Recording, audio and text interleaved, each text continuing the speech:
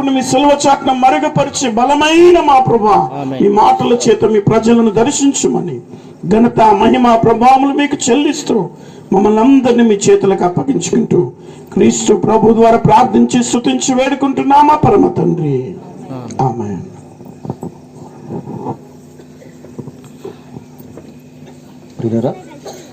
దేవుని వాక్యాన్ని విందాం. వాయిస్ లో అయిపోతుంది.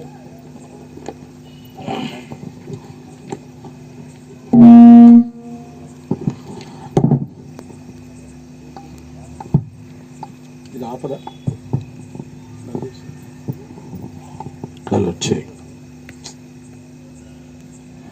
దేవుని పరిశుద్ధ నామముకు మహిమ కలుగునుగా. కట్ కట్ వస్తుంది వాయిస్.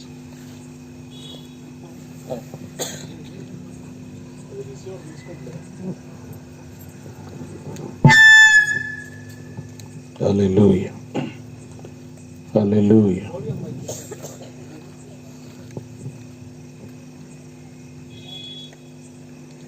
స్తోత్రం, దేవునికి స్తోత్రాలు చెల్లిద్దామా. హల్లెలూయా, హల్లెలూయా. మన రెండు చేతుల పైకెత్తి దేవాది దేవునికి స్తోత్రాలు చెల్లిద్దాం. హల్లెలూయా, హల్లెలూయా. దేవునికి మహిమ కలుగును గాక.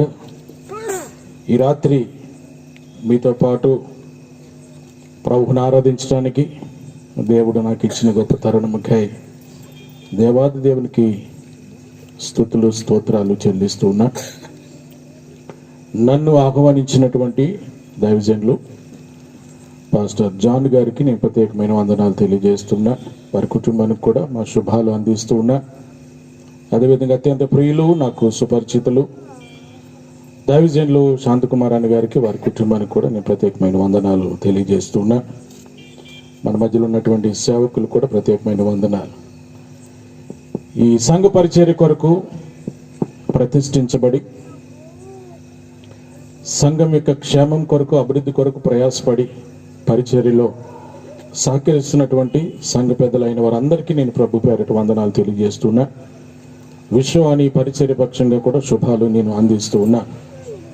ఈ 3 దినములు ప్రతిష్ఠించుకుని ప్రభు సన్నిధిలో గడపడానికి, ప్రభు యొక్క మాటలు వినటానికి, ప్రభుని ఆరాధించడానికి, మరొక మారు మన ఆధ్యాత్మిక జీవితాలను పురుగొల్పుకొనడానికి ఈ 3 దినాలు ప్రతిష్ఠించబడ్డాయి. ఈ మొదటి రోజు వచ్చిన మీ అందరికీ కూడా నేను ప్రభు పేరిట వందనాలు, శుభాలు, ఆహ్వానాన్ని తెలియజేస్తూ ఉన్నా. ఈ అనాజ్పూర్ గ్రామ అధికారులందరికీ కూడా నేను ప్రత్యేకమైన వందనాలు మన సంఘపక్షంగా తెలియజేస్తున్నా. ఆయా రీతిలుగా గ్రామ క్షేమం కొరకు వారు పరిచర్య చేస్తూ ఉన్నారు. పెద్దలైన వారందరికీ, గ్రామస్తులకు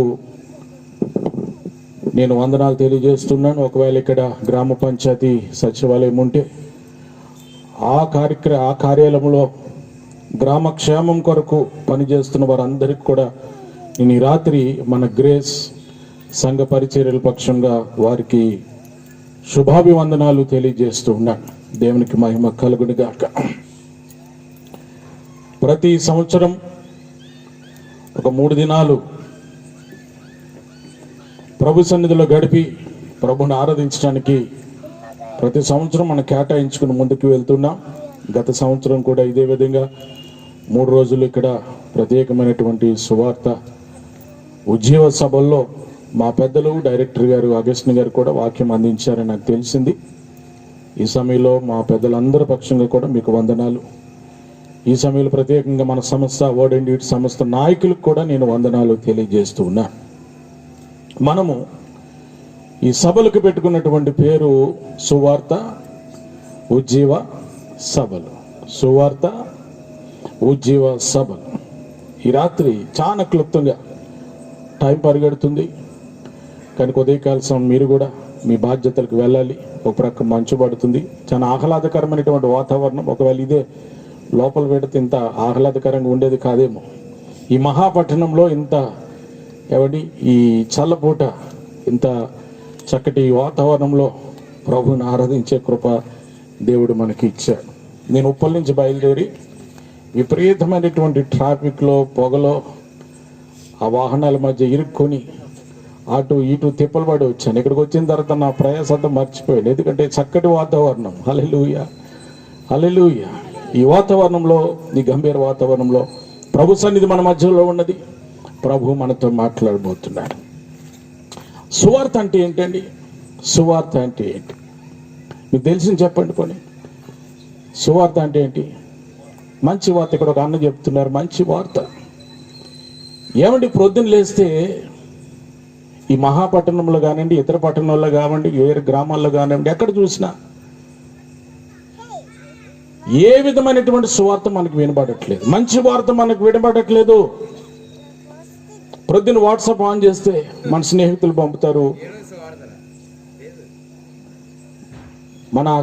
పంపుతారు, ఒక చెడు వార్త. తర్వాత యూట్యూబ్ ఆన్ చేస్తే, స్క్రోల్ చేస్తే ఫలానా అద్భుతపురం మెట్లో 2 వాహనాలు ఢీకొన్నాయి, 10 మంది మరణించారు. ఏమండి, ఇంకొక పట్టణంలో లేకుంటే ఇంకొక ప్రాంతంలో వార్తా పేపర్ తిరిగేస్తే ఫలానా గ్రామంలో లేకుంటే ఫలానా ప్రాంతంలో ఫలానా కాలనీలో ఒక అమాయకురాలను హత్య చేశారు, ఒక గృహిణిని హత్య చేశారు, ఒక యవ్వన బిడ్డను హత్య చేశారు. ఇలాంటి వార్తలే మనకు కనబడుతున్నాయి. ఎక్కడ చూసినా ఏమంటే చెడు వార్తలే మనం ప్రొద్దున లేస్తూ వింటూ ఉన్నాం. కానీ బైబిల్ చెప్తుంది సువార్త అంటే ఏమండి, దేవుని మాటే, కేవలం దేవుని మాటే సువార్త. దేవుడే సువార్త. దేవుడు తప్ప, యేసు ప్రభు తప్ప మంచి వార్త లేదు ఈ లోకంలో. ఏదైనా మంచి వార్త ఉన్నది అని అంటే అది దేవుని గురించి వార్తే, ఇంక వేరేదేమీ లేదు. ఈ భయంకర దినాలలో ఎక్కడ చూసినా ఏదో చెడు వార్త. ఒకవేళ మనం వినకపోయినా చూడకపోయినా జరుగుతూనే ఉన్నాయి. ఈ రాత్రి ప్రియమైన దేవుని బిడ్డలారా, సువార్త అంటే యేసు ప్రభు మన కొరకు ఈ లోకానికి వచ్చాడు. ఇది సువార్త. 33.5 సంవత్సరాలు ఆయన పరిశుద్ధంగా బ్రతికి మానవ శరీరాన్ని ధరించి పరిశుద్ధుడిగా ఈ లోకంలో జీవించాడే. ఇది సువార్త. మన కొరకు ఆయన కల్వరి శిలువ మీద ప్రాణములు అర్పించాడు. చూసారా? It was a wonderful gospel. ఇది సువార్త. ఆ శిలువ చెంతకు వచ్చిన వారికి రక్షణ ఉచితంగా లభిస్తుంది. ఇది నిజమైనటువంటి సువార్త. మరణించడమే కాదు, 3వ దినాన ఆయన మరణాన్ని జయించి తిరిగి లేచాడు. చూశారు? అది నిజమైనటువంటి సువార్త. ప్రియమైన దేవుని బిడ్డలారా, అంతేకాదు ఆయన మరణించాడు, 3వ దినాన తిరిగి లేచాడు, మరణాన్ని జయించి తిరిగి లేచాడు. చూసారా? ఇది నిజమైనటువంటి సువార్త. అంతేకాదు ప్రభువారు మరలా మనందరి కొరకు, సార్వత్రిక సంఘము కొరకు, వధువు సంఘము కొరకు రాబోతున్నాడు. ఇది నిజమైనటువంటి సువార్త. రక్షణ అంటే ఏంటండి? రక్షణ అంటే ఏంటి? ఒక మాటలో చెప్పాలంటే, నేను చెప్పినవన్నీ ఉన్నాయి చూసారా? దీనిని అంగీకరించి, యేసు ప్రభుని అంగీకరించి నోటితో ఒప్పుకొని విశ్వసిస్తే దట్ ఈస్ ద సాల్వేషన్. అదే రక్షణ. దాని కొరకు మనము పళ్ళు, పలహారాలు, ఏమండి, బలులు, డబ్బు ఖర్చు, ఒకవేళ ఈ పాపానికి ఎంతని వెలపెట్టి ప్రభు పాదాల దగ్గర పెట్టడం ఏమి లేవు. కేవలము దేవుడు ప్రణాళిక చేశాడు. రక్షణ ప్రణాళిక సిలువ చెంత ఉన్నది. దాని దగ్గరికి వెళ్ళి, ప్రభు దగ్గరికి వెళ్ళి, అయ్యా నీవే నిజమైన దేవుడని హృదయములో విశ్వసించి నోటితో ఒప్పుకుంటే దట్ ఈస్ ద సాల్వేషన్. ప్రియమైన దేవుని వర్లరా, ఈ రాత్రి ఈ మైక్ ద్వారా మనము ఈ మాటలు వింటున్నాం, గ్రామవాసులు ఈ మాటలు వింటున్నారు. మంచి వినలేనటువంటి సమయాలలో, చెడు వింటున్న సమయాల్లో ఏదైనా మంచి వార్త ఉన్నది అంటే అది దేవుని గురించి మాత్రమే అని మనం విశ్వసించాలి. రక్షణ, ఉజ్జీవ సభలు. What is the revival? ఏమంటే ఉజ్జీవం అంటే ఏంటి? తెలుగులో ఉజ్జీవము ఇంగ్లీష్లో రివైవల్ అని రాశారు. ఉజ్జీవం అంటే ఏంటంటే, ఏమండి, నేనే ప్రశ్న అడుగుతాను, నేనే సమాధానం చెప్తాను, ఎందుకు టైం లేదు, మీరు చెప్పేసరికి టైం అయిపోతుంది. ఉజ్జీవం అంటే ఏంటంటే, రక్షింపబడి మందిరంలో చేర్చబడి దేవుని సన్నిధిలో నడుస్తూ, ఆధ్యాత్మిక ఈ జీవితంలో నడుస్తూ, రక్షణను చేతపట్టుకుంటూ నడుస్తూ, ఈ భక్తి జీవితంలో నడుస్తూ, ఈ ఆధ్యాత్మిక యాత్ర కొనసాగిస్తున్న మనము కొన్ని మార్లు కుంటుపడిపోతాం కదండి. కొన్ని మార్లు కుంటుపడిపోతాం, ప్రార్థనలో కుంటుపడిపోతాం, విశ్వాసంలో కుంటుపడిపోతాం, కొన్ని మార్లు మందిరానికి రావటంలో కుంటుపడిపోతాం. కారణాలు ఎన్నైనా ఉండొచ్చు, ఏదో ఒక కారణం చేత మనం కుంటుపడిపోతాం. ఉజ్జీవం ఏంటంటే, నీవు ఎక్కడైతే కుంటుపడ్డావో, ఏ స్థితిలో అయితే కుంటుపడ్డావో, ఇంతకు ముందు ఉన్నటువంటి ఉత్సాహం ఏ విధంగా నీ జీవితంలో చల్లగైపోయిందో దానిని పరిశీలన చేసుకుని మళ్ళా పునరుద్ధరించుకుని ఈ ఆధ్యాత్మిక యాత్రలో కొనసాగటమే ఉజ్జీవము. హల్లెలూయా, హల్లెలూయా.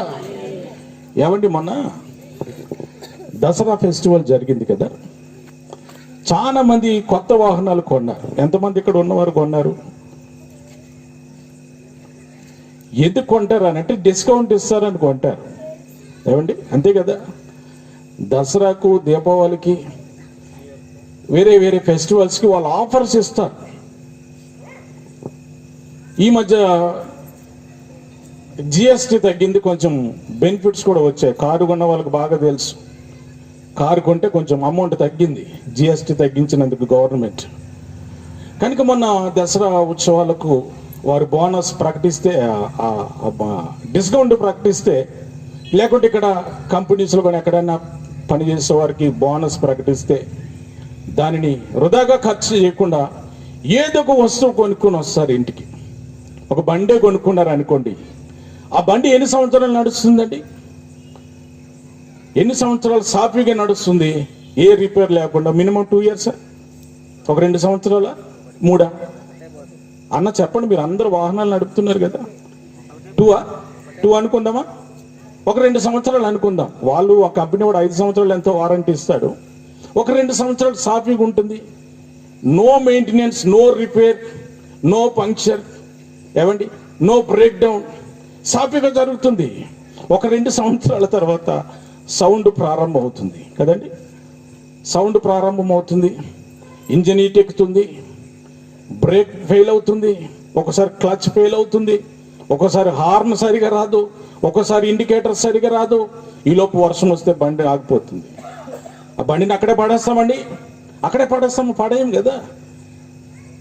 బండి స్లో అవుతుంది, మనం అనుకున్నంత స్పీడ్లో వెళ్ళట్లేదు అని మనం గమనించినప్పుడు దానిని మెకానిక్ దగ్గర తీసుకెళ్ళి, సర్వీస్ సెంటర్ తీసుకెళ్ళి సర్వీస్ చేయించుకొని కదా, మరలా వచ్చి పూర్వము షాప్ నుంచి, షోరూమ్ నుంచి తెచ్చినప్పుడు కండిషన్ ఎట్లా ఉందో ఆ కండిషన్ చేయించుకుని వచ్చి మరలా నడుపుతాం. హల్లెలూయా. ఆధ్యాత్మిక జీవితం కూడా అలాంటిదే. కొన్ని మార్లు కుంటుపడినప్పుడు ప్రభు సన్నిధికి వస్తే, కొన్ని మార్లు కుంటుపడినప్పుడు ఏ పరిస్థితుల్లో మనం కుంటుపడ్డాం పునఃపరిశీలన చేసుకుని దేవుని సహాయం కోరితే దేవుడు మనలను ఉజ్జీవింప చేయడానికి ఇష్టపడుతున్నాడు. ఆమేన్, హల్లెలూయా, హల్లెలూయా. ఈ రాత్రి ఉజ్జీవం కొరకు మనము ఈ సమావేశాలు ఏర్పాటు చేసుకున్నాం. ఉజ్జీవం అంటే కేవలము శరీరానికి సంబంధించింది కాదండి, శరీరానికి సంబంధించింది కాదు ఉజ్జీవం. ఉజ్జీవం అంటే ఆత్మకు సంబంధించినది. హల్లెలూయా. రోమీయులకు రాసిన పత్రిక 6వ అధ్యాయం 4వ వచనంలో దేవుడు దాన్ని రాయించాడు. ఇక్కడ నాకు కొంచెం వెలుతురు తక్కువ ఉంది బైబిల్ చదవటానికి. రోమీయులకు రాసినటువంటి పత్రిక, అమ్మ చదవండి. కాబట్టి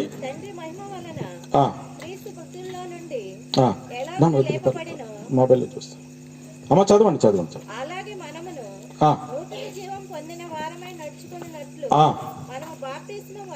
అమ్మా చాలు, నూతన జీవము పొందిన వారమై నడుచుకున్నట్లు. ఇది నా పాయింట్. నూతన జీవము పొందిన వారమై నడుచుకున్నట్లు. ఒకప్పుడు నడిచాం నూతన జీవంతో. ప్రభు దగ్గరకు వచ్చిన కొత్త దినాల్లో చాలా ఉద్యమంకి వెళ్ళాం. 100 స్పీడ్, 120 స్పీడ్, 150 స్పీడ్, చాలా స్పీడ్గా ప్రయాణం చేశాం ఆధ్యాత్మిక జీవితంలో. కొన్ని ఆటుపోట్లు వచ్చినవి, బండి స్లో అయిపోయింది. ఈ 3 దినాలు మన ఆధ్యాత్మిక జీవితాన్ని పునరుద్ధరించుకొని, పునఃపరిశీలన చేసుకుని, నిత్య జీవము, నూతనమైనటువంటి జీవాన్ని పొందుకుని వెళ్ళటానికి దేవుడు గొప్ప సదావకాశం దేవుడు మనకి ఇచ్చాడు.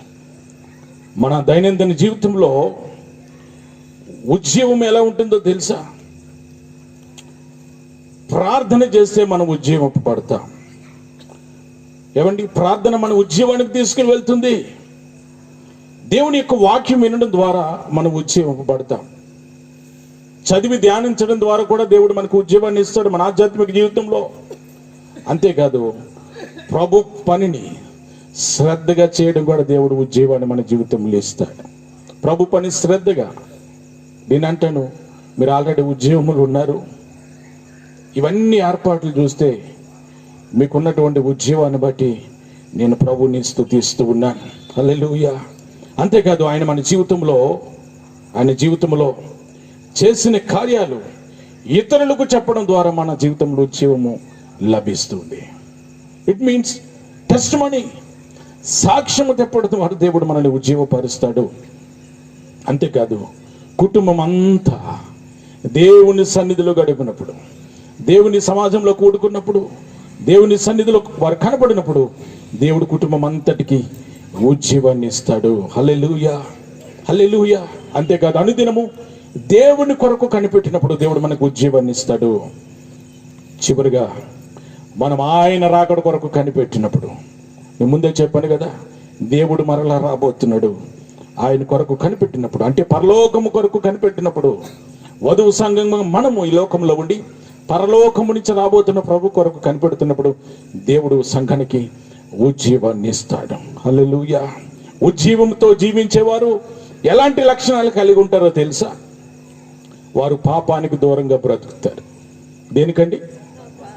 పాపానికి దూరంగా బ్రతుకుతారు. అక్కడ పాపం ఉందంటే అక్కడ నిలబడరు. అది ఉజ్జీవం. ఒకవేళ అక్కడ నిలబడ్డావు అని అంటే నీ ఉజ్జీవం చల్లబడింది.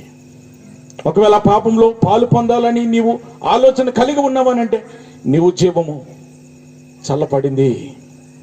ప్రియమైన దేవుని వారులారా, ఉజ్జీవం కలిగిన వారు, ఉజ్జీవంతో బ్రతుకుతున్న వారు పాపానికి దూరంగా జీవిస్తారు. అంతేకాదు, దేవుని జీవవాక్యమైనటువంటి దేవునిలో స్థిరపరచబడతారు. దేవుని వాక్యముల వారు స్థిరపరచబడతారు. వాక్యమే వారికి ఆధారం, ఇంక వేరే ఆధారం లేదు. వాక్యం వైపే చూస్తారు. వాక్యాన్ని వారు హత్తుకుని బ్రతుకుతారు. అంటే ఒక మాటలో చెప్పాలంటే, దేవునిని మాత్రమే హత్తుకుని బ్రతుకుతారు. ఉజ్జీవంతో ఉన్నవారు ప్రేమ క్షమాపణ కలిగి బ్రతుకుతారండి. ప్రేమ ఉంటుంది వారిలో. ప్రేమతో పాటు క్షమించే గుణము కూడా ఉజ్జీవంగా ఉన్నటువంటి వారి జీవితంలో ఉంటుంది. అంతేకాదు, ప్రార్థనతో నిండి ఉంటారు. ఎల్లప్పుడూ ప్రార్థనతో నిండి ఉంటారు. వారు సాక్షిగా జీవిస్తారు, దేవునికి సాక్షిగా జీవిస్తారు. ఇవి ఉజ్జీవంతో బ్రతికేటువంటి వారి లక్షణాలు.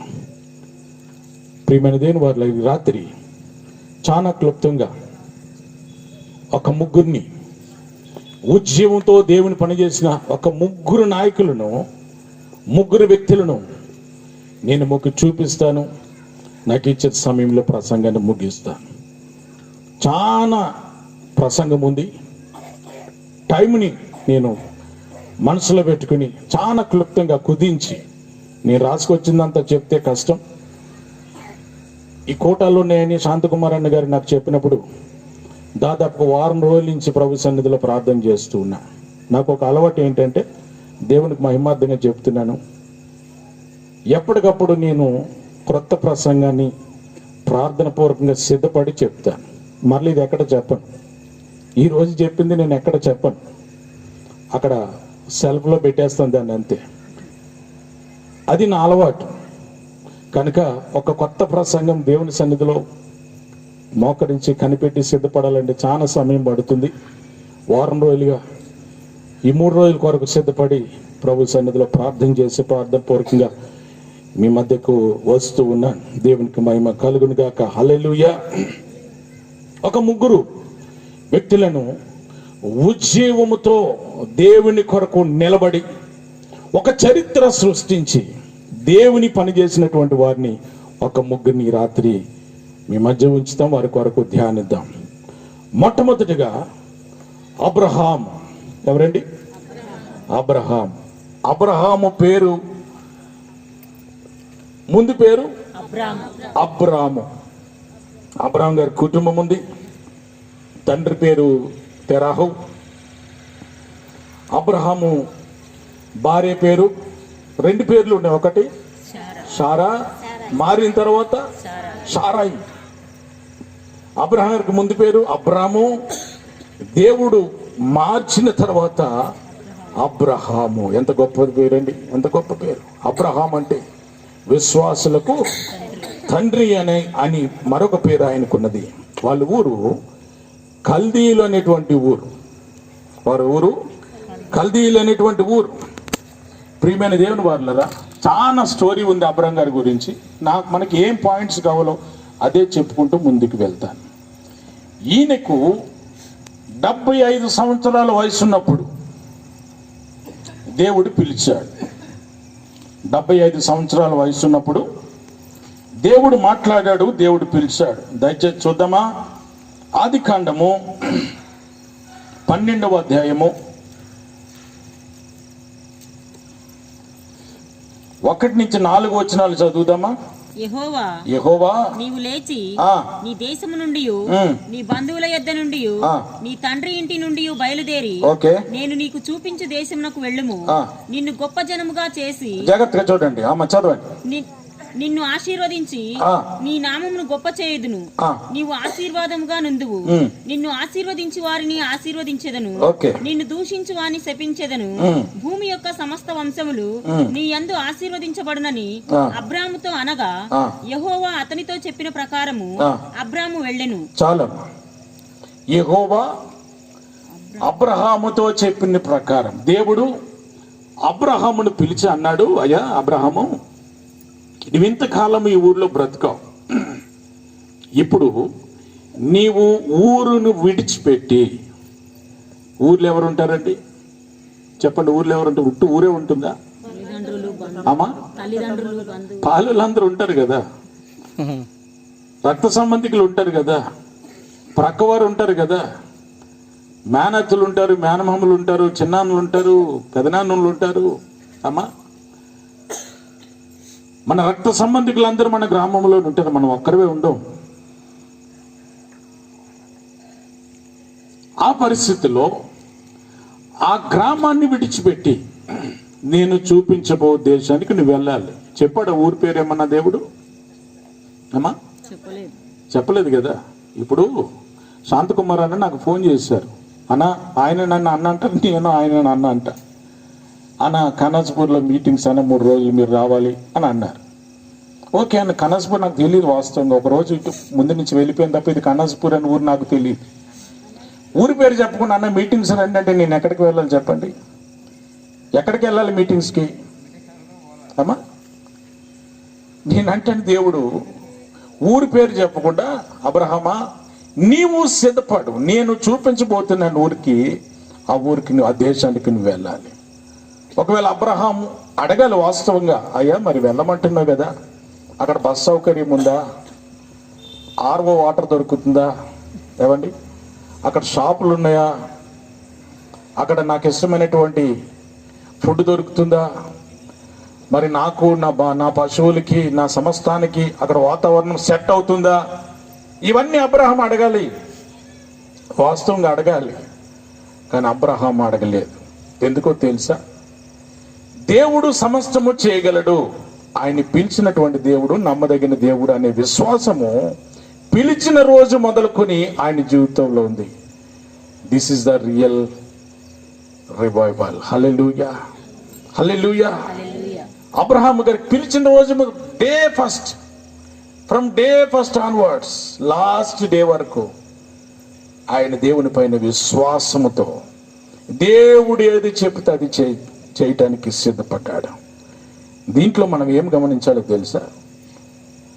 ఒకటి, దేవుని పిలుపును ఆయన నిర్లక్ష్యం చేయలేదు. తర్వాత ఆయన పిలుపుకు దేవుని పిలుపుకు, దేవుని యొక్క ఆజ్ఞకు ఆయన విధేయత చూపించాడు. ఎంత గొప్పవాడండి! విధేయత చూపించాడు. మన పిల్లల్ని, అరే బాబు కొంచెం అక్కడ ఆ షాప్ దగ్గరికి పోయిరారంటే వాడు 1,00,000 ప్రశ్నలు. బండిస్తావా? ఒకటి. 2, నేను కూల్ డ్రింక్ తాగుతా. 2, వచ్చి చాక్లెట్ కొనుక్కుంటా. 3, చిప్స్ ప్యాకెట్ కొనుక్కుంటా. 4, వాడికి 40 రూపాయలు సామాన్ తీసుకురారని షాప్ దగ్గర పెడితే వాడు 50 రూపాయలు ఖర్చు పెడతాడు. అవునా కదా? చెప్పండి. అవునా కదా? తల్లిదండ్రులు మీరు అందరికీ అనుభవం ఉంది. నాకు కూడా పిల్లలు ఉన్నారు, 3 పిల్లలు. ఇప్పుడు కొనట్లేదు కానీ చిన్నప్పుడు బాగా కొనేవారు. వాళ్ళ మమ్మీ 50 రూపాయలు ఇచ్చి షాపుకి పంపితే వీడు 60 రూపాయలు ఖర్చు చేసుకొచ్చేవాడు. అబ్రహాము అలాంటి ఎదురు ప్రశ్న ఏం అడగలేదు. ఎక్కడికి వెళ్ళమన్నాడో ఎవడి తెలియకనే, ఆ దేశము తెలియకనే అబ్రహాం మూట ముళ్ళు సర్దుకున్నాడు. ప్రియమైన దేవుని వల్ల అబ్రహాము విశ్వాసము, అబ్రహాము విధేయత ఆయన నీతి జీవితానికి నాంది పలికింది. హల్లెలూయా. అబ్రహాము విశ్వాసము, అబ్రహాము విధేయత నీతి జీవితాన్ని మన ముందు ఉంచింది. ఈ రాత్రి ఆయన ప్రయాణమై వెళ్ళాడు. బేతేలు అనేటువంటి ప్రాంతానికి వచ్చాడు. అక్కడ ఆయన చేసిన పని ఏంటో తెలుసా? ప్రభు సన్నిధిలో ప్రార్థన చేశాడు ఉజ్జీవంతో. ప్రభువా, నీవు వాగ్దానం చేసినటువంటి దేవుడు, వాగ్దానం ఇచ్చాడు కదా 12వ అధ్యాయంలో. మళ్ళా కొంచెం ముందుకు వెళ్ళిన తర్వాత కొన్ని అధ్యాయాల్లో మళ్ళా వాగ్దానాన్ని పునరుద్ధరించాడు దేవుడు. అబ్రహాం అంటున్నాడు, దేవా, ఈ బేతేల్లో ఆయన ఒక బలిపీఠం కట్టి ప్రభు సన్నిధిలో ప్రార్థన చేయడం మొదలుపెట్టాడు. నేనంటాను, నీవు దేవుని మాట విశ్వసించి ఉజ్జీవంతో ముందుకు వెళ్తున్నప్పుడు నీ ఆధ్యాత్మిక జీవితాలలో ఆటంకాలు వస్తాయి. దేవుని మాట వినిన తర్వాతే ఆటంకాలు మొదలవుతాయండి. దేవుని సన్నిధికి రాలేనంతసేపు నీకు ఏ ఆటంకం ఉండదు. దేవుని దగ్గరికి వచ్చిన తర్వాతే ఆటంకాలు మొదలవుతాయి, శోధనలు మొదలవుతాయి, శ్రమలు మొదలవుతాయి. నేను అనేకమైనటువంటి ఇబ్బందులు, ఆటంకాలు నిన్ను ఆవరించుకుంటాయి. నీవు నిజమైనటువంటి ఉజ్జీవం కలిగిన వాడు అయితే ఆటంకాలన్నిటినీ ప్రక్కన పెట్టి దేవుని వైపు చూడటం మనం ప్రారంభిస్తాం. హల్లెలూయా, హల్లెలూయా, హల్లెలూయా. ఆయన వాగ్దానాన్ని నమ్మాడు. నమ్మి ముందుకు వెళ్ళిన తర్వాత అక్కడ ఒక పరిస్థితి ఏర్పడింది. ఏంటో తెలుసా? సొదొమ గొమొర్రాలో ఒక భయంకరమైన పరిస్థితి. సొదొమ గొమొర్రా మొత్తం చెడిపోయినటువంటి జంట నగరాలవి, విచ్చలవిడి జీవితం. పాపం అక్కడ వెళుతుంది. ఏ మాత్రం కొంచెం మంచి లేదు, ఏ మాత్రం నీతి లేదు, ఏ మాత్రం నిజాయితీ లేదు. ఆ 2 జంట నగరాల్లో సొదొమ గొమొర్రా. మన సికింద్రాబాద్, హైదరాబాద్ అనుకుందాం. ఆ పట్టణాలు కూడా ఆ దినాల్లో ఆ విధంగానే ఏ మాత్రం మంచికి త్రోవలేదు. దేవుడు ఏం రాయించాడు తెలుసా? బహుభయంకరమైనటువంటి పాపము దేవునిని కలిచివేసిందండి. సొదొమ గొమొర్రాలో ఉన్నటువంటి పాపం వావి వరుస లేదు. చివరికి ఏంటో తెలుసా? లోతు గారింటికి దేవదూతలు వస్తే ఆ రాత్రి ఆ దేవదూతలతో పాపం చేయడానికి ఒడిగట్టారు వాళ్ళు. ఎంత మూర్ఖులండి! లోతు బ్రతిమలాడు, ప్రభువా, అయ్యా గ్రామస్తులారా, నా భార్య ఉంది, నా భార్యని ఏమని చేయండి, నేనేమనుకోను. కానీ దేవునికి పంపించినటువంటి దూతలు వారిని తాకవద్దు అని ప్రాధేయపడ్డాడు. వినలేదు గ్రామ ప్రజలు, వినలేదండి. ఎంత మూర్ఖత్వం చూడండి. పాపం ఏ స్టేజ్లో ఉందో చెప్పండి, ఆలోచన చేయండి. ప్రియమైన దేవుని వారలారా, అలాంటి సమయాల్లో ఈయన ఉజ్జీవముతో బ్రతుకుతున్నటువంటి అబ్రహాము దేవునితో బేరసారాలు ఆడటం మొదలుపెట్టాడు. ప్రభువా, అజంట నగరంలో ఈ పట్టణంలో సొదొమ గొమొర్రాలో 50 మంది ఉంటే దీన్ని నాశనం చేయకుండా ఉంటావు నాయన. ఎంత బేరసారాలండి. మన బేరం ఆడడం మనకు బాగా తెలుసు కదా. సంతకు వెళ్తాం, కిలో 20 రూపాయలు టమాటాలు అంటే మనం ఎంత అడుగుతాం చెప్పండి అమ్మా. అది అన్న బాగా చెప్తున్నాడు ఇక్కడ. అన్నకి చాలా ఎక్స్పీరియన్స్ ఉంది. 10 రూపాయలకి అడుగుతాం. ఆయన అంటాడు, అమ్మ 10 రూపాయలకి రావు, 15 ఇవ్వమంటాడు. ఏమండి, స్త్రీలు బేరం ఆడతారు, పురుషులు అంతగా బేరం ఆడు. నేను కూడా బేరం ఆడను. ఇంటికి వచ్చిన తర్వాత నా భార్య జరుగుతుంది, ఎంత టమాటా అంటే ఏమని చెప్పాలి అమ్మ, 20 రూపాయలు అమ్మ అని చెప్తే, నిన్న నేను 10 రూపాయలకే తెచ్చా, నువ్వు బేరం ఆడవు అందుకే నేను పంపించిన మార్కెట్కి అని చెప్తాను. నాకేం అక్కడికి వెళ్ళిన తర్వాత వాళ్ళు మా ముసలోళ్ళు వాళ్ళు వీళ్ళు చూస్తే బేరం ఆడడం ఎందుకులే, ఎంతకంత ఇచ్చి తెద్దాం, ఏరను కూడా ఏరను. ఏమంటే ఇంటికి వచ్చిన తర్వాత అన్ని పుచ్చులే, నాకు అన్ని తిట్లే. ఆదివారం నా భార్య వస్తుంది, అడగండి. ఆదివారం వస్తానన్నది ఇక్కడికి లాస్ట్ రోజు. ఎందుకంటే అక్కడ మా మందిరంలో కూడా మీటింగ్స్ ఉన్నాయి, అందుకొరకే వాళ్ళు రాలేదు మా పిల్లలు, నా భార్య. ఆదివారం వస్తానన్నది అడగండి. అమ్మ పాస్టర్ గారు ఇట్లా చెప్పారు కరెక్ట్ అంటే తను చెప్తున్న నా గురించి ఇంకెక్కువ చెప్తుంది నా గురించి స్టోరీ. నేను అంటాను, అబ్రహాము తన ఉజ్జీవంతో బ్రతుకుతున్నటువంటి దినాలలో ఉజ్జీవము చల్లారిపోకుండా దేవుని కొరకు ఒక ఉజ్జీవమైనటువంటి మంచి నాయకుడిగా బేరసారలు ఆడడం మొదలుపెట్టాడు. ప్రభువా నాయనా, నీ కోపానికి ఈ పట్టణము బలైపోకుండా, నీవు దీనిని దహించకుండా 50 మంది ఉంటే కాపాడు నాయన, ఈ రాత్రికే నీకు పక్కా నంబర్ చెప్తాను ప్రభువా అన్నాడు. చూస్తే 50 మంది లేరు. మరలా ప్రభువుని పిలిచాడయ్యా, దయచేసి క్షమించండి, 50 అని నేను వాగ్దానం చేశాను కదా, 40 మందే ఉన్నారు నాయన, కొంచెం ఎక్స్క్యూజ్ ప్లీజ్ నాయన. సార్ 40 మంది ఉన్నారు మా ఊర్లో, దయచేసి మీరు మనసు మార్చుకోండి. ప్రభు అన్నాడు, దేవుడు అన్నాడు, ఓకే అబ్రహ్మ, 40 మందిని నువ్వు నాకు చూపించు. దేవుడు వెళ్ళిపోయాడు. మళ్ళా గ్రామంలోనికి వెళ్ళాడు, లెక్క పెట్టాడు, 40 మంది లేరు. మరలా దేవుని దగ్గరికి వెళ్ళాడు, 30 మంది ప్రభువా నాయన, 30 మంది ఉన్నారు ప్రభువా, దయచేసి మనసు మార్చుకున్నాను ప్లీజ్. బేరసారాలు ఆడడం మొదలుపెట్టాడు. చివరికి మన పరిస్థితి అంతా తెలుసు. లోతు కుటుంబం అబ్రహాం బయటకు వచ్చారు. పట్టణం ఏమైపోయిందో మనకు తెలుసు. ఏమైపోయిందండి? అగ్ని గంధకముల చేత కాల్చబడింది. ప్రియమైన దేవుని వారలారా, ఉద్యమంతో బతుకుతున్నటువంటి అబ్రహాము కుటుంబం మాత్రమే, లోతు కుటుంబం మాత్రమే బయటికి రాగలిగింది. నేనంటాను ఈ రాత్రి అబ్రహాము బేరసారాలు కదా, ఆయన యొక్క కనికరము గ్రామము పట్ల ఎంత ఉందండి. ఉజ్జీవం ఉంటే ప్రజల పట్ల నీకు కనికరం ఉంటుంది. ఉజ్జీవం ఉంటే ప్రజలను ప్రేమిస్తావు. ఉజ్జీవం ఉంటే నీవు ప్రజలు రక్షించడానికి ప్రయాసపడతావు. నేనంటాను ఈ రాత్రి సొదొమ గురించి, గొమొర్రా గురించి దేవుడికి ఆయన చెప్పెట్టిన మొర చాలా గొప్పది. ఎందుకనంటే ఆయన ఉజ్జీవముగా దేవుని పనిని చేస్తూ ఉన్నాడు. ఫ్రమ్ ద బిగినింగ్ ఉజ్జీవం కలిగి దేవుని పనిని చేస్తూ ఉన్నాడు. అబ్రహాం ఇక కొంతకాలం ముందుకు, కొంత జీవితం ముందుకు వెళ్ళిన తర్వాత దేవుడు కుమారుని ఇచ్చాడు కదండి. కుమారుని ఇచ్చాడు. కుమారుడి పేరు ఏం పేరు? ఇస్సాకు. అబ్రహాం వాగ్దానం చేశాడు. అబ్రహాంకి దేవుడు వాగ్దానం చేశాడు, అబ్రహామా నీకు కుమారుని ఇస్తాను. మధ్యలో కొంచెం గందరగోళం గజిబిజి జరిగింది. ఏమండి, లేట్ అవుతుందని సారా, అయ్యా మరి నేను కొంచెం వయసు మలుతుంది, నాకు కూడా పిల్లల్ని ఒడిలో పెట్టుకుని ఆడించాలని తపన ముచ్చట ఉంది కనుక ఒక ఛాన్స్, మనందరికి తెలుసు, ఇంకా అన్నీ చెప్పే అవసరం లేదు, ఆగరుతో వెళ్ళమంది, ఆగరుతో పిల్లలుగా అన్నాడు. కానీ ఆయన వాగ్దాన పుత్రుడు కాదు అని దేవుడు చెప్పాడు. దేవుని సన్నిధిలో కనిపెట్టినప్పుడు అబ్రహాము వృద్ధాప్యంలో, సారా వృద్ధాప్యంలో దేవుడు వారికి కుమారుని ఇచ్చాడు. బైబిల్ ఏమని రాయబడింది తెలుసా? సైన్స్కి విరుద్ధం అండి ఇది. ఇక్కడ ఎవరైనా మెడికల్ ఫీల్డ్ వారు ఉంటే మీకు అర్థమవుతుంది.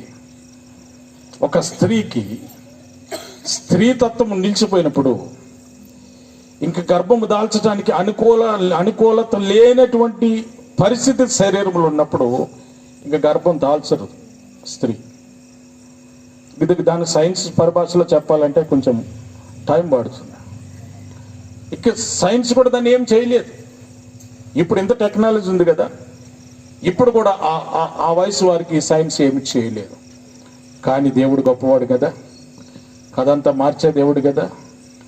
దేవుడు వారికి కుమారుణ్ణి ఇచ్చాడు, ఇస్సాకు అని పేరు పెట్టారు. వారి జీవితం ముందుకు వెళ్తుంది ఉజ్జీవంతో. ఒకరోజు దేవుడు పిలిచాడు అబ్రహాముని, అబ్రహమా, yes Lord, yes my Lord, please tell me. అబ్రహాము సాగిలపడి ప్రభు సన్నిధిలో ఆయన ఏం చెప్పబోతున్నాడో ఆశతో ఎదురు చూస్తున్నప్పుడు అబ్రహాము, దేవుడు అన్నాడు, అబ్రహమా, నీకు ఒక కుమారుని ఇచ్చాను. అవును ఆయన, నువ్వే ఇచ్చావు. ఆ కుమారుడు నాకు కావాలి. మారు మాట్లాడలేదండి. ఉద్యమంతో బ్రతుకుతున్న వారు దేవుడు ఏమి చెప్తే అది చేస్తారు. అనుమానం ఉండదు, ఇది అసాధ్యం అని ఉండదు, ఇది సాధ్యమా అనేటువంటి ఆలోచన ఉండదు, ఇది కష్టం అనేటువంటి మనసు రాదు. ఎందుకంటే దేవుడే చెప్పాడు. అబ్రహాం ఎస్ మై లార్డ్ అన్నాడు. పర్వతం ఎక్కారు.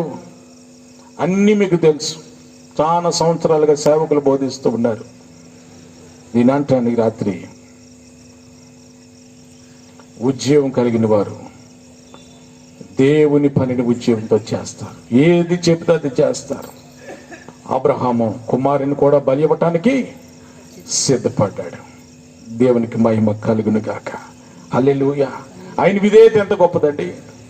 అబ్రహాం యొక్క విశ్వాసం ఎంత గొప్పది, ఆయన విధేయత ఎంత గొప్పది. ఒకవేళ ఆ రోజున ఇస్సాకును ఒకవేళ దేవుడే గాని కోరి నిజంగా దహన బలి ఆయన మెడ కట్ చేసి ఇస్సాకుది దహన బలి మీద పెట్టి, పశువుని పెట్టినట్టు పెట్టి, మేకను పెట్టినట్టు పెట్టి, గొర్రెని పెట్టినట్టు పెట్టి, అగ్గి పెట్టి గీసి ఏమండి దహించి వేసిన అబ్రహాం విశ్వాసం లోపల ఎలాగుందో తెలుసా? ఈ బూడిదలోంచి సహితం జాగ్రత్తగా వినాలి. ఇప్పుడు కట్టెల మీద శవాన్ని పెట్టి నిప్పంటించి ఆ కట్టెలంతా మండిపోయిన తర్వాత శవం ఉంటుందండి, అక్కడ బూడిద అయిపోతుంది కదా. ఆ బూడిదలోంచి సహితము దేవుడు నాకు మళ్ళీ ఇస్సాకునిస్తాడనేటువంటి నమ్మకం. హల్లెలూయా, హల్లెలూయా. ఆయన నమ్మకం అలాంటిది, ఆయన విశ్వాసం అలాంటిది. అందుకే దేవుడు అబ్రహాము యొక్క విశ్వాసాన్ని పరీక్ష చేయడానికి మరొక పర్యాయం కుమారుణ్ణి అడిగాడు. ఆ విశ్వాస పరీక్షలో దేవుడు నిలబడ్డాడు. హల్లెలూయా, హల్లెలూయా, హల్లెలూయా. 175 సంవత్సరాలు అబ్రహాం బ్రతికాడు. ఎంతండి? 175 సంవత్సరాలు బ్రతికాడు.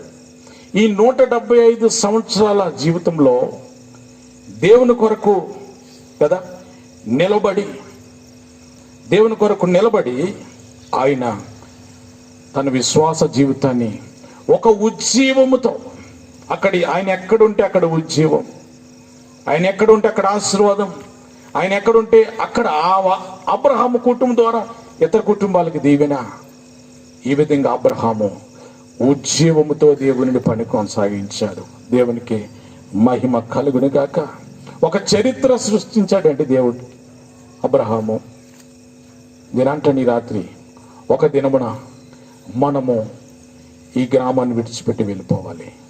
నువ్వెక్కడుంటున్నావు అది ఆ ప్రాంతాన్ని విడిచిపెట్టి వెళ్ళిపోవాలి ప్రభు దగ్గరికి. నువ్వెన్ని సంవత్సరాలు బ్రతుకుతావో నీకు తెలియదు, దేవుడికి తెలుసు. ఎందుకంటే ఏమండి, మన జీవితం ఆయన చేతుల్లో ఉంది. ఒక దినమున ఈ జీవితాన్ని ముగించాలి. నేనేమంటానంటే, ఈ ఉజ్జీవం కలిగి బ్రతుకుతున్న మనము ఒక చరిత్ర సృష్టించి చచ్చిపోవాలంతే, ఇంకేం లేదు. ఇప్పుడు అబ్రహాం కొన్ని వేల సంవత్సరాలు జరిగిన సంఘటన అండి. ఇప్పుడు కూడా మనం చెప్పుకుని ధ్యానం చేస్తున్నామా లేదా? మనం ఇక్కడ కళ్ళు మూస్తే మన కొరకు ఒక చరిత్ర ఉండాలి. పలానా బ్రదర్ ఒక ఉద్యమంతో బ్రతికాడు అని ఒక చరిత్ర ఉండాలి. పలానా అక్క ఒక ఉద్యమంతో బ్రతికింది, గ్రామంలో సంఘములో ఒక చరిత్ర మనము సంపాదించాలి అని మనం చేస్తూ ఉన్నాను. ఆయన మరణాన్ని ఒకసారి చూద్దామా? ఆదికాండము 25వ అధ్యాయము.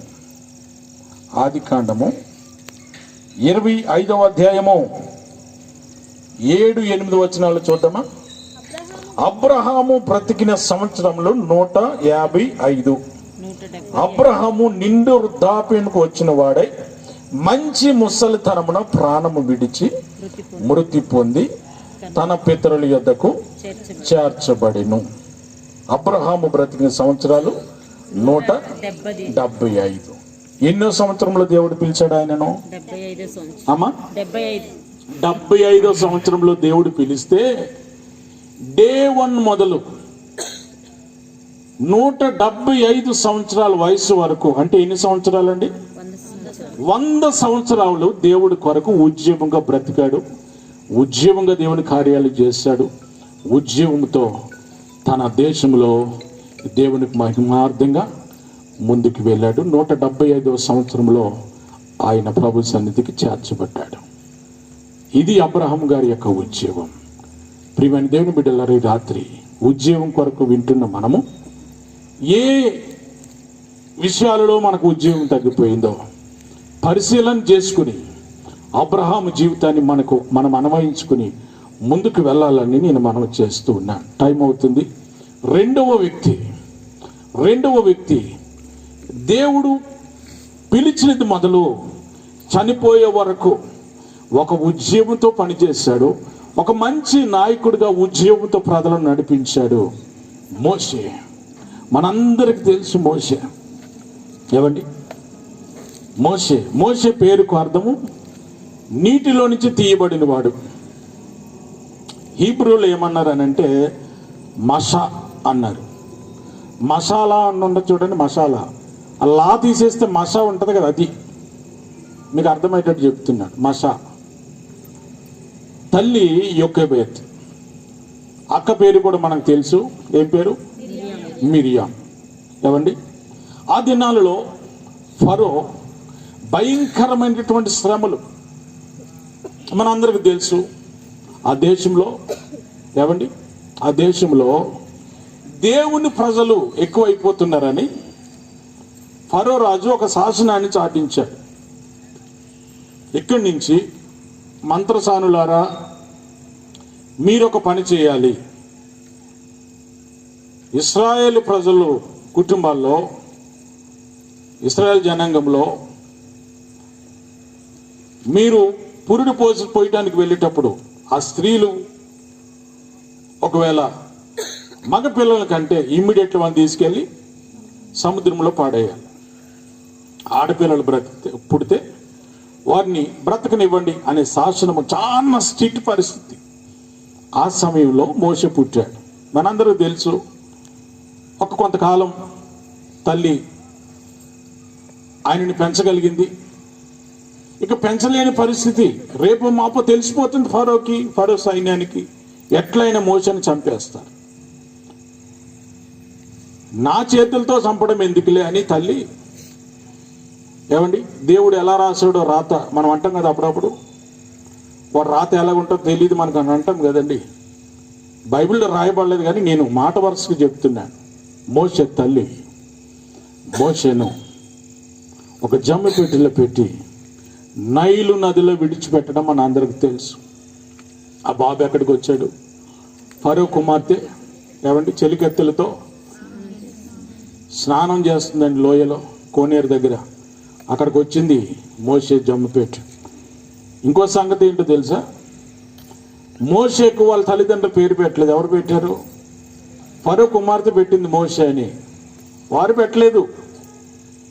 వారి కన్న వరకే ఒక 3 సంవత్సరాలు ఎంతో దాచిపెట్టారు అంతే. తర్వాత ఆయన విడిచిపెట్టారు.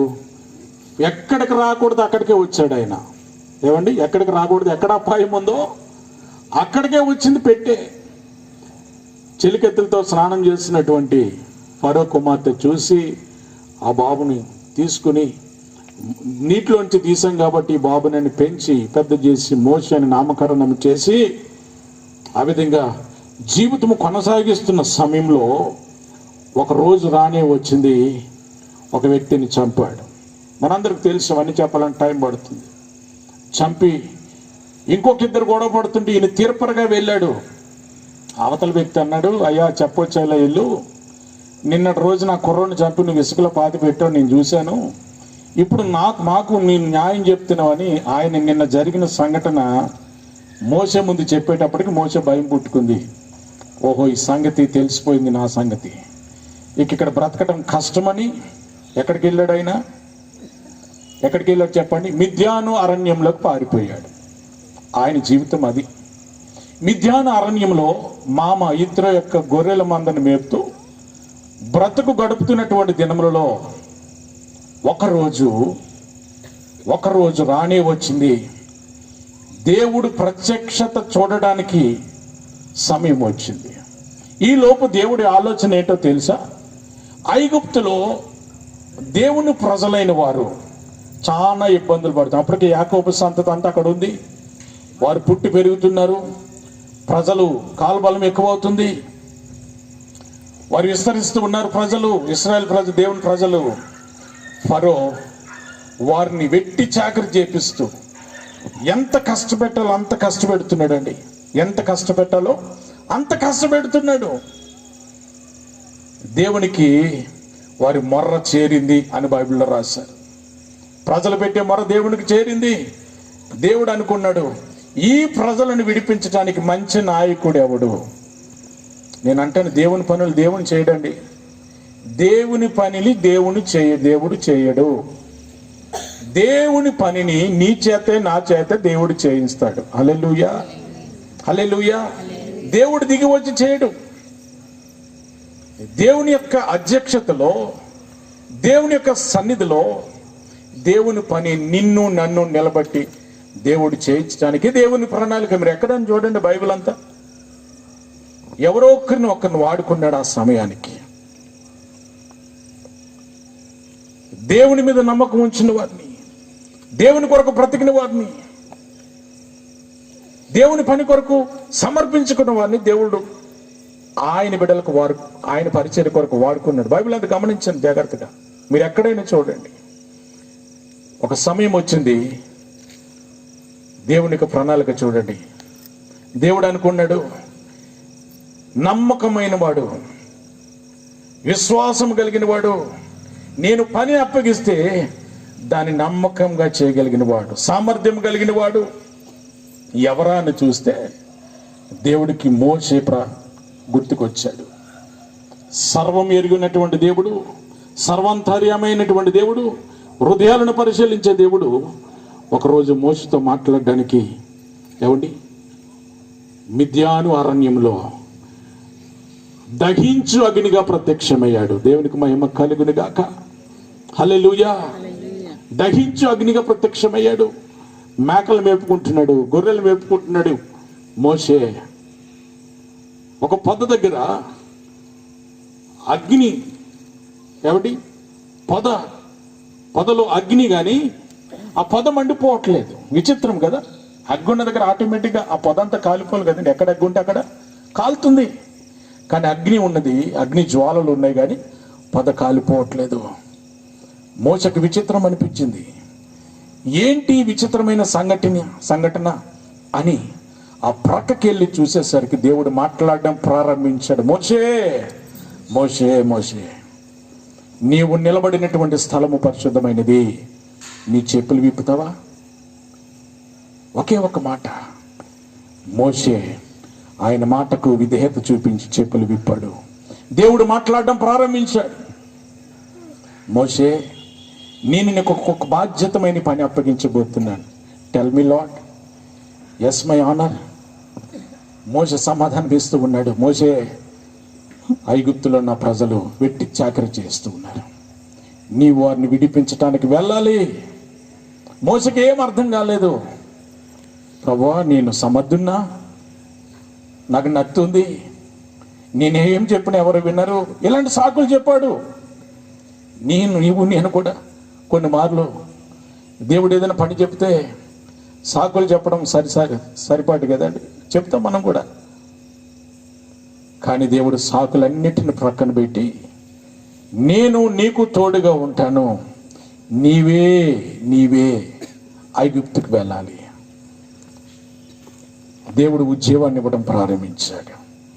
ఆయన మాట విన్నప్పుడు ఆటోమేటిక్గా దేవుడు ఉజ్జీవాన్ని మోషకు అందిస్తూ ఉన్నాడు.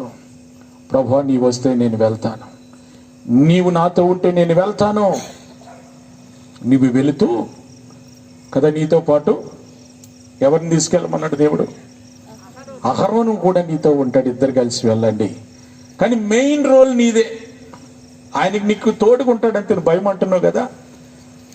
నేను అహరోను ప్రక్కన పెడుతూ ఉన్నాను, మోషే గారినే ముందుకు తీసుకొస్తున్నాను. వెళ్ళాడండి. ఈయన ఎంటర్ అవ్వటంతో అక్కడ పరిస్థితులు చిన్న భిన్నంగా ఉన్నాయి. ఈయన ఏమైతే ఆశ పెట్టుకుని వెళ్ళాడో దానికి భిన్నంగా ఉన్నది అక్కడ పరిస్థితులు. ఫరో పరిస్థితులు కఠినం చేయడం మొదలుపెట్టాడు. అప్పటి వరకు ఒక మాదిరిగా వెట్టి చాకరు ఉంటే డబల్ అయిపోయింది.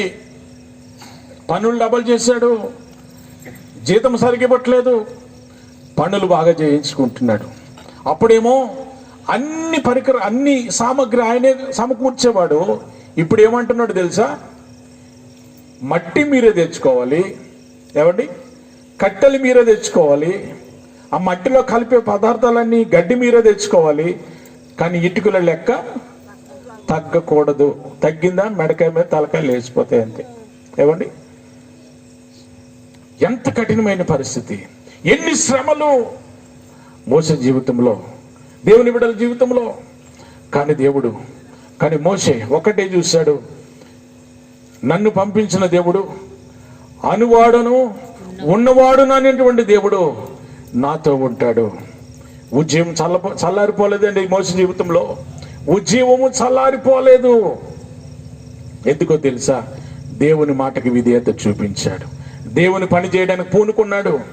ఈ రాత్రి నీవు నేను కదా ఉజ్జీవంలో చల్లబడిపోతే, ఈ రాత్రి మోసే జీవితం ద్వారా నేర్చుకోవాల్సింది ఏంటో తెలుసా? పరిస్థితులు ఏమైనా దేవుడు నీ ప్రక్కనే ఉంటాడు. హల్లెలూయా, హల్లెలూయా. వెళ్ళాడు, ఫరోతో మాట్లాడాడు. పరిస్థితులన్నీ చాలా భిన్నంగా ఉన్నాయి. ఎట్టకేలకు ఫరో ప్రజలను ఐగుప్తు నుంచి పంపించడానికి ఇష్టపడ్డాడు. తెగుళ్ళు అవన్నీ మనకు తెలుసు, దాన్ని ధ్యానించే అవసరం లేదు. బయలుదేరుతున్న సమయంలో మొట్టమొదటి ఆటంకం ఏంటో తెలుసా? ఎర్ర సముద్రం దేవుడు దాటించాడు. హల్లెలూయా. దాని గురించి మళ్ళీ విపులంగా చెప్పాలంటే సమయం పడుతుంది. ఎర్ర సముద్రం దగ్గర దేవుడు ఆయన విశ్వాసతను కనపరిచాడు. మోషే, నీవు ఉద్యమం చల్లారిపోకూడదు. ప్రజలు గొనుక్కొని నిన్ను చంపడానికి సిద్ధపడుతున్నారు, నాకు తెలుసు. వారు కండ్ల ముందే గొప్ప కార్యం చేస్తాను. మోషే నిలబడగా ఎర్ర సముద్రం 2 పాయలైంది. బయటికి దాటారు. ఫరో సైన్యం అంతా చనిపోయింది, మనకు తెలుసు. తర్వాత మారా అనుభవం, చేదైనటువంటి నీరుని దేవుడు మంచి నీరుగా మార్చాడు. తర్వాత మన్నా అనుభవం, ఆహారం లేదు, దేవుడు మన్నాని ఇచ్చాడు. సినాయి పర్వతం అనుభవం, ఎవరిని 10 ఆజ్ఞలు పొందుకున్నటువంటి అనుభవం మోసే. తర్వాత ప్రత్యక్ష గుడారాన్ని కట్టేటువంటి పని అనుభవం. ఈ అనుభవాలన్నీ మోసకి ఎలాగున్నాయో తెలుసా?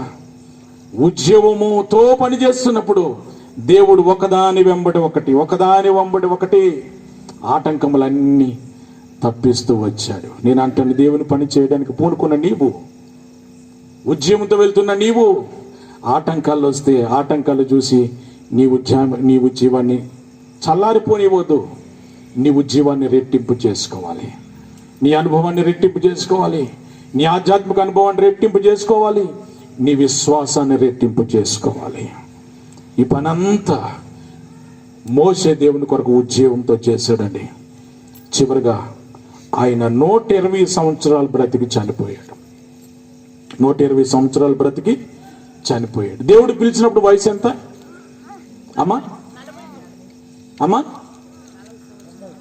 80 సంవత్సరాలు. దేవుడు పిలిచినప్పుడు 80. మిద్యాన అరణ్యంలో 40 సంవత్సరాలు గడిపాడు, అక్కడికి 80 అయ్యింది. ఇంకొక 40 సంవత్సరాలు అరణ్య యాత్ర కనాను దేశానికి.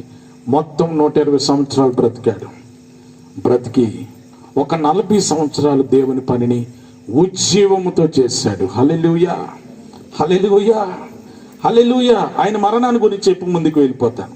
ద్వితీయోపదేశ కాండము 34వ అధ్యాయం, చివరి అధ్యాయము 5వ వచనం చదువుదామా. యెహోవా సేవకుడైన మోషే యెహోవా మాట చొప్పున మోయాబు దేశంలో మృతు నిందెను. 7వ వచనం చదవండి. మోషే చనిపోయినప్పుడు 120 సంవత్సరముల ఈడు గలవాడు, అంటే 120 సంవత్సరాల వయసు. అతనికి దృష్టి మాంద్యం లేదు, అతని సత్తువ తగ్గలేదు, బలము తగ్గలేదండి. Because of revival. నీ ఉద్యమంతో నిలబడితే వయసుకు సంబంధం లేదు, నీ శరీరానికి సంబంధం లేదు. రివైవల్ కేవలము నీ ఆధ్యాత్మిక జీవితానికి, నీ ఆత్మకు మాత్రమే రివైవల్ కావాలి. ఈ రాత్రి మొదట అబ్రహాము ఉద్యమాన్ని చూసాం, మోషే ఉద్యమాన్ని చూసాం. ఒక 10 నిమిషాల్లో పేతురు యొక్క ఉద్యమాన్ని చూసి మనం ముగించుకుంటాం. పేతురు, 3వ వ్యక్తి సీమోను పేతురు. ఈరోజు మాది చేపల కూర. నా భార్య చేపలు ఉండేది. పొద్దున్న రామనగర్ నుంచి ఒక ఆయన బండి మీద తీసుకొచ్చి చేపలు అమ్ముతాడు మా ఇంటి ముందు. నేను పుట్టి పెరిగింది చేపల ప్రాంతమే, మాది సొంత ఊరు యానం. ఒకవేళ మీకు ఎవరికైనా తెలిస్తే సంతోషం. 30 సంవత్సరాలకు ఉప్పల్లో స్థిరపడ్డాం. నాకు దాదాపుగా 35 చేపల పేర్లు తెలుసు, దాని టేస్ట్ కూడా తెలుసు. ఎందుకంటే మేము సముద్ర ప్రక్కనే పుట్టి పెరిగిన వారం. ఉద్యోగ నిమిత్తం ఇక్కడికి వచ్చాం, దేవుని అంగీకరించాం, దేవుని నమ్ముకున్నాం, ఉద్యోగాలను అన్ని విరమించుకుని దేవుని పరిచయం చేస్తున్నాం. ఇది నా వ్యక్తిగత సాక్ష్యం. పేతురు కూడా వృత్తిరీత్యా ఏమండి చేపలు పట్టేటువంటి వాడు. ఏమండి చేపలు పట్టేవారికి సాదా సీదా నైపుణ్యం ఉండదండి. రాత్రంతా చేపలు పడతారు. సముద్రంలోకి వెళ్ళి, చిన్న చిన్న కాలువలు కాదు, సముద్రంలోకి వెళ్ళి చేపలు పట్టాలంటే ఇట్స్ ఏ ఛాలెంజ్. రాత్రంతా అక్కడ కరెంట్ ఉంటుందండి. సముద్రంలో కరెంట్ ఉంటుందా? ఉండదు కదా. ఏమంటే మనకులా కుర్చీలు ఉంటాయా కూర్చోవడానికి, గాలం వేసుకోవడానికి? ఏముండవు కదా. ప్రాణాలను అరచేతుల్లో పెట్టుకుని రాత్రంతా ప్రయాసపడాలి. పట్టిన చేపలను ప్రొద్దున తీసుకొచ్చి ప్రొద్దున ఒడ్డు చూస్తారు వాళ్ళు, రాత్రి వెళ్ళిపోతారు. చేపలు కూడా రాత్రే పడతాయి, పగలంతా పడవు. రాత్రే చేపలు పడేటి. చేపలు పట్టేవారికి ఆ నైపుణ్యత తెలుసు. ఎక్కడ చేపలు ఉన్నాయి కూడా తెలుసు, ఎక్కడ ఏ రకం చేపలు పడతాయి కూడా తెలుసు, ఏ చేపలకి ఏ వల వేయాలో తెలుసు, ఆ వలని ఎంత సమయం తర్వాత లాగాలో తెలుసు, వచ్చిన చేపలను ఏ విధంగా పట్టుకుని నావలో వేయాలో తెలుసు. ఎంత నైపుణ్యం కలిగిన వారు చేపలు పట్టేవారు. ఈ సీమోని పేతురు చేపలు పడుతున్నటువంటి సమయంలో దేవుడు పిలిచాడు. సీమోని పేతురు, నన్ను వెంబడించు, నేను నిన్ను చెప్పండి మనుషులు పట్టి జాలరిగా చేస్తాను. అర్థం కాలేదు పేతురికి. ఒకవేళ నిన్ను పెద్ద పెద్ద చేపలు పట్టే నైపుణ్యత నేర్పుతానంటే బాగుండు. అయ్యా నీ దగ్గర ఒక్కసారిగా లేదు, నీ వల కొనుక్కోవడానికి డబ్బులు ఇస్తాను రా పేతురు అని అంటే బాగుండు. నీ పడవ ఖరాబ్ అవుతుంది, కొంచెం రంధ్రాలు ఉన్నాయి, నీరు వచ్చేస్తుంది, నీవు కొత్త పడవ కొనుక్కోవడానికి డబ్బులు ఇస్తా రా పేతురు అంటే బాగుండు. యేసు ప్రభువు ఏమన్నారు తెలుసా? పేతురు, నీ వలలు విడిచిపెట్టి రా, నన్ను వెంబడించు, నిన్ను మనుషులు పట్టు జాలరుగా చేస్తాను. పేతురికి అర్థం కాలేదు, కానీ ప్రభుని వెంబడించాడు. హల్లెలూయా, హల్లెలూయా. ఇక్కడ గమనించవలసిన విషయం ఏంటంటే, అబ్రహాము విధేయత చూపించాడు, విశ్వాసం చూపించాడు, అది నీతి జీవితముగా ఆయనకు దేవుడు అనుగ్రహించాడు. మోషే విధేయత చూపించాడు, దేవునిని పని చేశాడు, దేవుని ఇల్లంతలో నమ్మకంగా సేవ చేశాడు. పేతురుని పిలిచాడు, పేతురు కూడా ఆయన మాటకు విధేయత చూపించాడు, వెంబడించడం మొదలుపెట్టాడు. పేతురు అనే పదానికి అర్థం ఏంటో తెలుసా? రాయి అని అర్థం. దాన్ని అరమిక్ లో కేఫా అంటారు, గ్రీక్ లో పెట్రోస్ అంటారు, ఇంగ్లీష్ లో పీటర్ అని అంటారు, తెలుగులో మనం పేతురు అంటాం. ఇన్ని భాషలు ఉన్నాయి ఆ పేతురు గారికి. ఈ రాత్రి పేతురు యొక్క ఉద్యమంతో కూడినటువంటి జీవితంలో అనుభవాలు ఏంటనంటే, ఒకరోజు యేసు ప్రభుతో బ్రతుకుతున్న దినాల్లో పడవలో ప్రయాణం చేస్తున్నారు. యేసు ప్రభు వారేమో ఏకాంతంగా కొండకు వెళ్ళిపోయారు ప్రార్థన చేసుకోవడానికి. వీరు వేరే ఊరికి వెళ్ళటానికి పేతురుతో పాటు కొంతమంది శిష్యులు పడవ ఎక్కి ప్రయాణం చేస్తున్నారు. మధ్యరాత్రి అయింది, అలలు కొట్టడం ప్రారంభించాయి, తుఫాను ప్రారంభించింది, సముద్రంలో వాతావరణము మార్పులు సంభవించుకున్నాయి. సముద్రంలో తుఫాను ఆషామాషి కాదండి, చాలా భయంకరంగా ఉంటుంది. అయితే బ్రతుకు లేకుంటే చావు అన్నట్టు ఉంటుంది. అయితే చావు లేకుంటే బ్రతుకు. ఒడ్డుకు వచ్చే వరకు నమ్మకం ఉండదు. అందుకే తుఫాన్ రాగానే వాతావరణ శాఖ వారు ఏం చేస్తారంటే, బాబు మీరు చేపల వేటకు వెళ్ళొద్దని హెచ్చరిక చేస్తారు, జెండా పాతారు, సైరన్లు ఇస్తారు. ఎవరన్నా వెళితే వారిని పోలీసులు మళ్ళీ వెనక్కి తీసుకొస్తారు. అంత ప్రమాదకరమైనటువంటి సముద్రమాలలో. అలాంటి సందర్భంలో యేసు ప్రభు వారు దోణులు లేరు, వాళ్ళు ప్రయాణం సాగిస్తూ ఉన్నారు. మధ్యలో అలలు తుఫాను రేగితే వారు భయపడుతూ ఉన్నారు. యేసు ప్రభు వారు ఆ పరిస్థితి అర్థం చేసుకుని వాళ్ళను రక్షించడానికి యేసు ప్రభు వారే స్వయంగా సముద్రం మీద నడిచి రావడం శిష్యులు చూశారు. ఫస్ట్ భూతమని భయపడ్డారు, మనందరికి తెలుసు. కానీ యేసు ప్రభు దగ్గరికి వచ్చి ప్రకృతి ఆ విలయ తాండమంతటిని నిమ్మలపరిచి శిష్యులను అన్నాడు, అల్ప విశ్వాసులారా ఎందుకు భయపడతారు, మీరు విశ్వాసం ఉంచాలి గారు, ప్రార్థన చేయాలని వారిని హెచ్చరించాడు. ఇవన్నీ గమనించినటువంటి పేతురు హృదయంలో ఒక ఆశ ఏంటంటే, యేసు ప్రభు వారే నీళ్ళ మీద నడిచారు, నేను కూడా నడిస్తే బాగుండు కదా. ఆశ ఉంటుంది కదండి, ఆశ మంచిదే. కానీ ఆయా ఆశను, ఆయన హృదయంలో ఉన్నటువంటి ఆ గొప్ప ఆశను దేవుడు చూసి, పేతురా కమ్ అని అన్నాడు. ప్రభు నేను నీటి మీద నడిచి వస్తాను నీ దగ్గరికి అంటే, రా పేతురు అన్నాడు. పేతురు నడవడం మొదలు పెట్టాడు. మనందరికి తెలుసు, వెళ్తూ ఉన్నాడు. యేసు ప్రభుని చూసినంత సేపు ఆయన హ్యాపీగా సరదాగా ప్రభుని స్తుతిస్తూ ప్రభు దగ్గరికి వెళ్ళసాగాడు. ఎప్పుడైతే యేసు ప్రభుని చూడకుండా ప్రక్కకు చూశాడో, ఆ అలలను చూశాడో, ఆ సముద్రాన్ని చూశాడో, మునిగిపోసాగాడు. ఈ రాత్రి యేసు ప్రభు వైపు చూసి మన విశ్వాస జీవితాన్ని, మన ఉజ్జీవ జీవితాన్ని ముందుకు కొనసాగిస్తే ఎన్నడూ కూడా మనం ఓడిపోం. ఎప్పుడైతే నీ ఉజ్జీవాన్ని ప్రక్కన పెట్టి, నీ విశ్వాసాన్ని ప్రక్కన పెట్టి ఉన్న పరిస్థితులను చూసావో, నీవు ఆ పరిస్థితుల్లో ఇరుక్కోవడానికి, చిక్కుకోవడానికి అవకాశం చాలా ఈజీగా ఉంది. పేతురు మునిపోసాగితే దేవుడు ఆయన చేయబట్టుకుని పైకి లేపి ఆయనతో కథ ముచ్చటించి ఆయనకు ధైర్యం చెప్పాడు. ఇది పేతురు యొక్క మొదటి అనుభవం ఉద్యోగంలో. రెండవ అనుభవం ఏంటో తెలుసా? రెండవ అనుభవం ఏంటంటే మేడగది అనుభవం. ఈ దుడుకు పేతురు అనే పేరు పెట్టినటువంటి ఈయనకు, మనందరం దుడుకు పేతురు పేరు పెట్టాం. ఈయనకి కంగారు ఎక్కువ. ఈ దుడుకు పేతురు రెండవ అనుభవం ఏంటో తెలుసా? మేడగది అనుభవం. అపోస్తల కార్యాల్లో అది ఉంది. నేను ఇప్పుడు రిఫరెన్స్ చూపించట్లేదు. యేసు ప్రభువు చనిపోయారు, ఏమైపోతుందో భవిష్యత్తు అనేటువంటి ఆందోళన శిష్యులందరికీ ఉంది. పరిస్థితులు భిన్నంగా ఉన్నాయి, శ్రమలు ఉన్నాయి. ఎవరు కనపడితే దేవుని బిడ్డలు ఎక్కడ కనపడినా వాళ్ళు హింసిస్తున్నారు అక్కడ ఉన్నటువంటి ప్రజలు, గవర్నమెంట్. ఆ సందర్భంలో వీళ్ళందరూ కూడా మేడగదిలో కూడి ప్రార్థన చేస్తూ ఉన్నారు. దేవుని యొక్క పరిశుద్ధాత్మ శక్తి వారిని ఆవరించినప్పుడు వారి ఉద్యోగం పొందుకుని పేతురు ఏం చేశాడో తెలుసా? ప్రజల మధ్యకి వెళ్ళి బోధించినప్పుడు కదా 3,000 మంది రక్షింపబడ్డారు. దేవుని వైపు వచ్చారు, దేవుని వైపు చూశారు. ఎంత గొప్ప ఉద్యోగం అండి.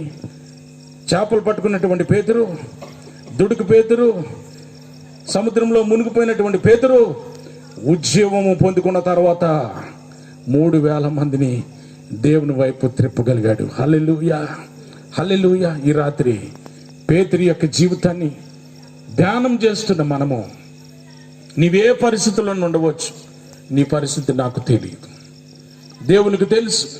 నీవెక్కడ పడిపోతున్నావో దేవునికి తెలుసు, ఎక్కడ భయానికి గురవుతున్నావో దేవునికి తెలుసు.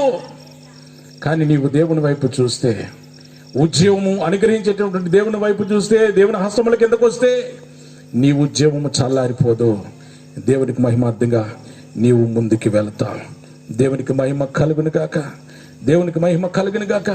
అదే నాలో గొప్ప దేవుని యొక్క సేవకుడిగా పేతురు తన పరిచర్యను జీవించాడు. చివరిగా యేసు ప్రభు వారిని గురించి 2 మాటలు చెప్పి నీకు ముగిస్తాను. చివరిగా యేసు ప్రభు వారు తండ్రి అయినటువంటి దేవుడి మాట విని, తండ్రి అయిన పరలోకపు తండ్రి మాట విని ఈ లోకానికి వచ్చాడు. ఈ లోకానికి వచ్చాడు, శరీరధారికి ఈ లోకానికి వచ్చాడు. దేవుడు అప్పగించిన పని ఏంటో తెలుసా? దేవుడు అప్పగించిన పని ఏంటో తెలుసా? మానవాళి కొరకు నీవు మరణించాలి. ఏమండి? మానవాళి కొరకు నీవు మరణించాలి. దేవుడు చెప్పినటువంటి పని, ఎస్ మై లార్డ్, నా తండ్రి నీకు వందనాలు, నీ చిత్తమే నా జీవితంలో జరుగును గాక అని తల వంచాడు దేవుడు. యేసు ప్రభు వారు తల వంచారు. ఆయన 33.5 సంవత్సరాల్లో బ్రతికిన సంవత్సరంలో 3.5 సంవత్సరములు గొప్ప ఉద్యమంతో పరిచర్య చేశాడు. ఎక్కడికి వెళ్ళిన ఉద్యమమే, ఎక్కడికి వెళ్ళిన స్వస్థతే, ఎక్కడికి వెళ్ళిన అద్భుత కార్యాలే, ఎక్కడికి వెళ్ళిన ప్రజల జీవితాల్లో గొప్ప మార్పు. ఎందుకో తెలుసా? పరమ తండ్రి యొక్క ఆజ్ఞను ఆయన అంగీకరించి లోకానికి వచ్చినప్పుడు దేవుడు ఆ ఉద్యమాన్ని కొనసాగించగలిగాడు. చివరిగా నీ కొరకు నా కొరకు కూడా కల్వరి సిలువలో, చెప్పండి, కల్వరి సిలువలో రక్తము సహితము, ప్రాణము సహితము, శరీరము సహితము ఆయన నీ కొరకు నా కొరకు కల్వరి సిలువలో అర్పించుకున్నాడు. దేవునికి మహిమ కలుగును గాక. హల్లెలూయా. లోకములో పాపం ఉన్నదండి. ఆ పాపం కొరకే దేవుడు కల్వరి సిలువలో ప్రాణాన్ని అర్పించుకున్నాడు. పాపముతో ఉన్నటువంటి మనుషులను పరిశుద్ధతలోనికి తీసుకురావడానికి పరిశుద్ధుడైనటువంటి దేవుడు ఆయన త్యాగం చేశాడు నీ కొరకు నా కొరకు. నరకములోనికి వెళ్తున్నటువంటి వారిని పరలోకములోనికి తీసుకుని వెళ్ళాలని దేవుడు నీ కొరకు నా కొరకే తండ్రికి విధేయత చూపించి కల్వరి సిలువలో ఆయన ప్రాణం అర్పించాడు. హల్లెలూయా, హల్లెలూయా, హల్లెలూయా. ఈ రాత్రి నేను ముగిస్తూ ఉన్నాను. ముగించబోయే ముందు ఉద్యమం కొట్టుకు నేర్చుకున్నాం.